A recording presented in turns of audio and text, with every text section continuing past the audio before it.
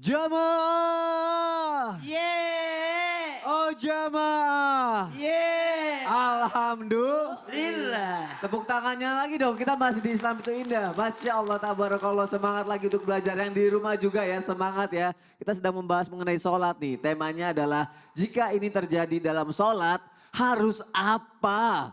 Sudah dijelasin tadi sama guru-guru kita. Kita akan jelasin lagi, tapi ada tayangan lagi dulu nih. Posisi makmum jika imam batal dalam sholat. Kita lihat tayangannya yuk, silakan. Allahu Akbar.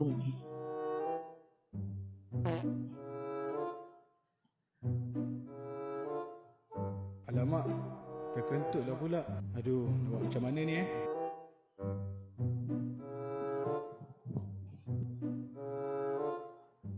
2,000 years later.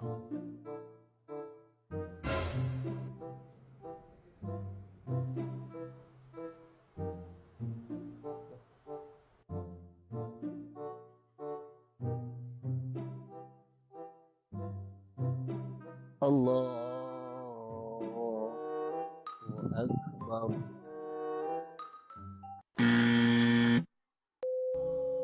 جمال الوجود بذكر الإله وتصفو الحياة. Tolong ganti saya dah batal. Oh, tepuk tangannya dong. Itu pertanyaannya relate sama pertanyaan Bapak tadi tuh. Tapi yang benar gimana Beb? Seperti tayangan ini atau harus seperti apa nih kalau misalnya imam tiba-tiba batal buang angin? Baik. Mohon penjelasannya Habib Muhammad silakan. Baik. Ustadz Maulana, Ustadz Syam, Mas Soni, kita sedikit praktek. Oh, oke. Oke. Ini menjelaskan bagaimana imam batal, apakah makmum batal atau tidak. Apabila imam sholat, Ustadz Syam, maaf jadi imam. Ustadz Maulana sama Soni. Apabila imam batal. Ketika imam batal, maka makmum, hukum yang pertama nih. Ketika imam batal, makmum maka meneruskan sholatnya tidak boleh membatalkan sholat. Itu. Maka bagi makmum ada dua pilihan. Bagi makmum nih ketika imam batal. Ada dua pilihan. Pilihan pertama mufarokoh. Apa itu mufarokoh? Memisahkan diri daripada imam wasalla munfaridan. Maka dia sholat sendiri-sendiri. Ini pilihan pertama. Pilihan kedua, si makmum meneruskan sholat berjamaah. Maka ada hukum namanya istikhlaf. Apa itu istikhlaf? Penunjukan imam. Ini khusyuk nih, kayaknya khusyuk banget ya. Kan kita lagi sholat. Ya, artinya penunjukan imam. Nah penunjukan imam ini ada tiga. Bisa imam yang menunjuk, bisa makmum yang menunjuk jadi imam, bisa makmum inisiatif menunjukkan diri sebagai imam. Oke. Jadi ada tiga. Ya. Jadi caranya bagaimana? Misal contoh pertama dari imam. Lagi ruku. Imam bisa lagi ruku atau lagi berdirilah lebih enaknya. Ya. Maka ada kalimat imam itu makanya yang di depan enggak, yang di depan nih makmum yang paling depan depan. saf depan itu biasanya atau bukan mustinya apa sewajarnya sedikitlah punya ilmu dan mengerti tata cara sholat berjamaah. Oh. Gitu. Jadi imam enggak harus misalnya Gantiin dong. ya ganti maju misalnya kan gitu. Atau nyolek-nyolek itu misalnya enggak.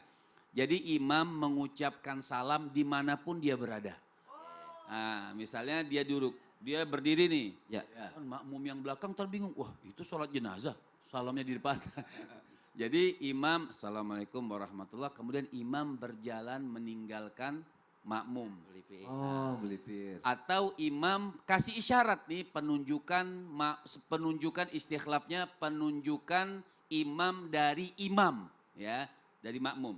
Jadi imam kasih syarat assalamualaikum warahmatullah misalnya. Kemudian imam menunjuk seperti ini. Ngasih isyarat. Tangan ngasih isyarat suruh ada yang maju kemudian imam berjalan.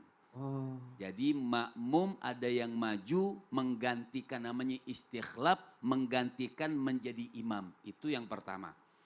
Kemudian yang kedua penunjukan dari makmum. Ya. Ketika imam batal kayak tadi, ketika imam batal maka makmum yang sebelah ngasih temennya. Nah, jangan ngomong begini, Sony silahin gantiin, ya batal. Gitu artinya penunjukan si makmum ngasih isyarat pakai tangan kepada makmum yang lain sebagai apa? Ayakuna imaman agar dia menggantikan menjadi seorang imam. Atau yang ketiga, si makmum inisiatif.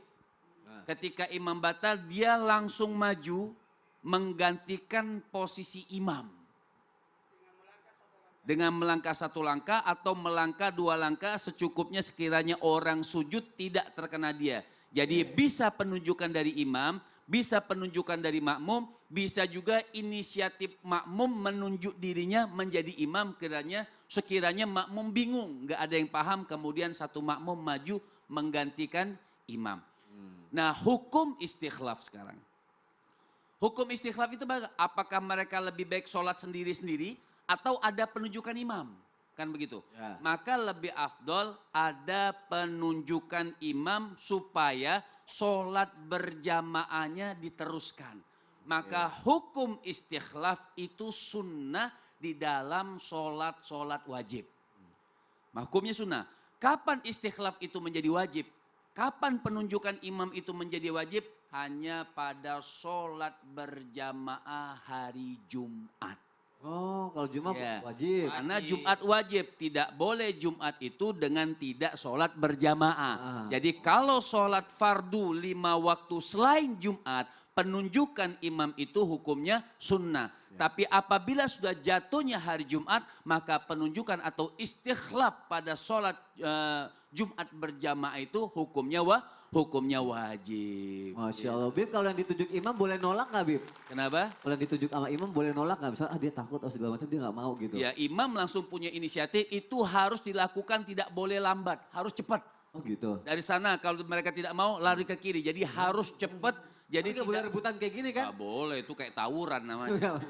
Ya. Jadi sebelum salat sebaiknya makmum di belakang imam siap standby Setidaknya untuk mengerti hukum-hukum fikih tentang sholat. Masya Allah, tabarakallah. Tepuk tangan sekali lagi. Terima kasih Habib, terima kasih Ustaz Maulana, terima kasih Ustaz Sia. Boleh duduk, bagus banget pembahasannya ya, setuju ya? Masya Allah, jamaah datang jauh-jauh dari Pekalongan ke sini. Aku kasih kesempatan buat nanya. Yuk kita masuk ke segmen Tanya Dong Ustadz. kami semua tanya dong Ustaz. Masya Allah, tabarakallah. Langsung aja ya, yang mau nanya boleh angkat tangannya. Sayang banget loh. Saya nggak mau bapak. Nanti nanya-nanya yang aneh-aneh lagi. Ibu boleh turun tangannya Bu, boleh. Nanya aja ya. Karena ibu tangannya nggak turun-turun, ibu nanya. Silakan, ibu berdiri, namanya siapa, dari mana? Assalamualaikum warahmatullahi wabarakatuh. Waalaikumsalam warahmatullahi wabarakatuh. Perkenalkan nama saya Deni dari Desa Bulaksari, Sragi, dari Majelis Taklim Desa Bulaksari, Sragi, Kabupaten Pekalongan. Tanya dong Ustadz. Iye, Saya ingin bertanya dengan Ustadz Maulana. boleh. Jadi gini Ustadz. Wih, mau apa nih Ustadz? Padahal tadi udah cool banget. Tanya. Jadi gini Ustadz, saat sholat mau kenahnya itu Ustadz, ternyata nggak menutup tangan kita yang atas dan juga leher. Terus Ustadz agak sedikit satu helai aja Ustadz keluar. Itu bikin batal rambutnya? atau nggak sah sholatnya Ustadz? Wassalamualaikum warahmatullahi wabarakatuh. Waalaikumsalam warahmatullahi wabarakatuh. Tepuk tangannya dong, bagus banget pertanyaannya. Makasih ya Bu sudah bertanya. Ustadz Maulana, langsung aja dijawab ya Ustadz ya. Langsung praktek. Langsung praktek kalau perlu, silakan Ustadz. Baik, bismillahirrahmanirrahim. Izin Habib dan Ustaz Sans. Bismillahirrahmanirrahim. Allahumma shalli ala sayyidina Muhammad wa ala sayyidina Muhammad. Buat kita semua, pembelajaran yang paling penting adalah sebelum melaksanakan sholat harus belajar fikih sholat dulu. Mengetahui salat itu, yang mana yang wajib, yang mana yang rukun, yang mana syarat-syaratnya. Ada namanya syarat wajibnya. Oh. Sebelum syarat sahnya Ya. harus ketahui, harus menutup aurat. Nggak usah juga ya sebenarnya. Berkalung sorban. Gak ada anak kecil lagi. Gak ada, gak apa-apa, contohin. Sony aja deh. Ya ceritanya aku ya.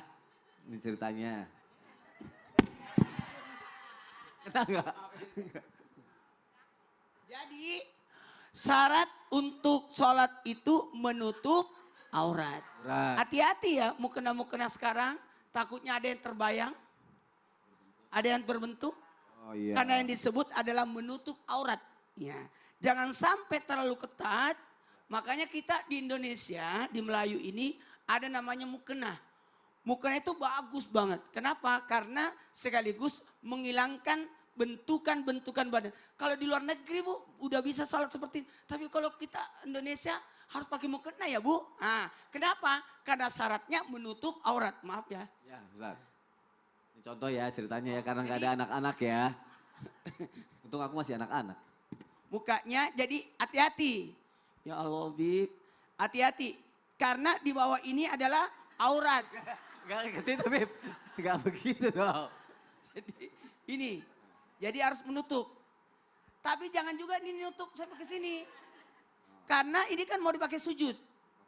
Jadi harus juga hati-hati nih buat ibu-ibu. Mukenanya jadi sampai, astagfirullahaladzim. Soalnya gak biasa pakai mukena. Bukan, ada ketinggian. Oh iya, oke segini. Ya nih, Oke. buat ibu-ibu lihat. Ya. Karena ada aurat di sini. Ya. Nah, jangan sampai ke sini. Berarti ini kelihatan. Harusnya naik ke sini. Jadi yang boleh terlihat cuma wajah. Di bawah ini, pertanyaannya. Kalau ada rambut, saya mau tanya, rambut aurat tidak? Berarti kalau kelihatan, berarti apa namanya? Batal, karena terlihat auratnya. Oke? Sudah paham sampai di sini? Karena kita mazhab, karena kita mazhab Imam Syafi'i, Ya. maka termasuk tangan adalah termasuk Aurat. jadi sebaiknya tangan pun tidak boleh kelihatan. Masya Allah, terjawab sudah ya. Terima kasih Ustadz Maulana ya. Tadinya mau Boleh nyontohin ke telapak ibu-ibu cuma nggak enak, makanya ke saya aja gitu ya. Terima kasih, tepuk tangan dong untuk guru-guru Ya. kita. Terima kasih Habib sudah membantu. Masya Allah, tabarakallah. Terjawab ya Bu ya pertanyaannya ya. Terima kasih gara-gara ibu saya yang jadi contoh. Ya, kalau nyontohin ke ibu kan nggak enak, nggak sopan nanti ya. Ibu mau nanya, ibu kepala sekolah ya? Bukan. Bu silakan berdiri Bu.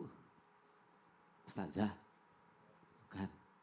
Assalamualaikum warahmatullahi wabarakatuh. Waalaikumsalam warahmatullahi wabarakatuh. Mau tanya dong Ustadz, Iya. sama Ustadz. Siapa nama ibu? Oh iya. Nama saya Mu'afah Ya. dari Desa Bulaksari, Jamaah Taklim Al-Hidayah, Kecamatan Seragi, Pekalongan. Masya Allah, tepuk tangan lagi dong biar semangat dong. Ayo. Mau tanya sama Ustadz Sam. Boleh. Ustadz, saya mau nanya. Perempuan kan nggak kadang lagi, perempuan itu pasti mengalami menstruasi atau haid. Ya. Itu kan berarti ninggal sholat ya Ustadz. Ya. Itu hukumnya gimana, ada kodok apa enggak? Mengkodok sholat. Mengkodok sholat yang ditinggalkan karena haid. Oh Masya Allah. Iya, gitu. Terima kasih. Wassalamualaikum warahmatullahi wabarakatuh. Waalaikumsalam warahmatullahi wabarakatuh. Terima kasih Ibu, pertanyaannya bagus sekali mewakili para perempuan di luar sana ya. Baik. Ustaz Syam, izin langsung Mohon dijawab. izin Ustaz. guru kami Muhammad Ustadz Maulana Mas Soni serta penanya serta jamaah yang dimuliakan Allah Subhanahu wa taala, Al-Qur'an surah Thaha ayat 14. A'udzu billahi minasy syaithanir rajim. Allah. Innani ana Allahu la ilaha illa ana fa'budni wa aqimis salata li dzikri. Sungguh aku ini Allah, tiada Tuhan selain aku, maka sembahlah aku dan laksanakanlah salat untuk mengingatku. Al-Quran Surah Thaha ayat 14. Maka ditanyakan, wanita senantiasa punya halangan untuk melaksanakan ibadah. Halangan yang sesuai dengan syariat, yaitu ada nifas, ada haid, ada yang lainnya mungkin. Kemudian yang ditanyakan adalah yang siklus bulanan, yaitu haid. Haid yang didapatkan sebagai fitrahnya seorang wanita, apakah membuatnya mesti mengganti ataupun mengqadha salat yang ditinggalkan ketika dia haid? Maka jawabannya, salat yang ditinggalkan ketika haid tidak diqadha. Salat yang ditinggalkan ketika haid. Adapun salat yang ditinggalkan sebelum haid, maka itu wajib diqadha. Yang mana itu salat yang ditinggalkan sebelum haid? Ada seorang wanita mau salat duhur tapi bukan di awal waktu. Ntar deh salat duhurnya jam 1. Padahal waktu zuhur masuk jam 12. Contoh, jam 12 udah masuk waktu zuhur. Dia rencana sholat, ntar makan dulu. Setelah makan, dia mau rencana sholat zuhur jam 1. Pas mau sholat zuhur, ternyata dia haid. Apakah dia ada suci sebelum masuk sebelum dia haid? Ada waktu sucinya dan itu udah masuk waktu sholat. Maka zuhurnya wajib dia ganti ketika dia suci nanti. Kenapa? Ada kesempatan dia sholat zuhur tapi dia tunda sholat zuhurnya. Dia bilang nanti sholat zuhur jam 1. Nah sholat zuhur yang dia tinggalkan tadi maka dia wajib untuk menggantinya nanti ketika dia sudah suci. Begitu pula dengan sholat asar. Kalaupun dia mengatakan, astagfirullah mau sholat maghrib, baru mau sholat asar, udah deket waktu maghrib. Maka dia wajib mengganti sholat asarnya, diperkirakan juga. Jangan sampai duhur tadi udah keluar ternyata. Maka dia juga mengganti daripada sholat zuhurnya gitu. Kalau itu tata caranya. Betul sekali. Kapan digantinya? Nanti setelah suci segera diganti. Masya Allah. Terima kasih Ustaz Sama-sama Mas untuk Sony. jawabannya. Terima kasih Ibu sudah bertanya, boleh tepuk tangannya dong. Masya Allah, tabarakallah. Kita lanjutkan lagi ya. Bentar. Tadi katanya Ustaz Maulana ada info penting lagi. Apa Ustaz? Ada informasi penting yang senantiasa kita harus ingatkan apalagi subuh-subuh, yakni sedekah.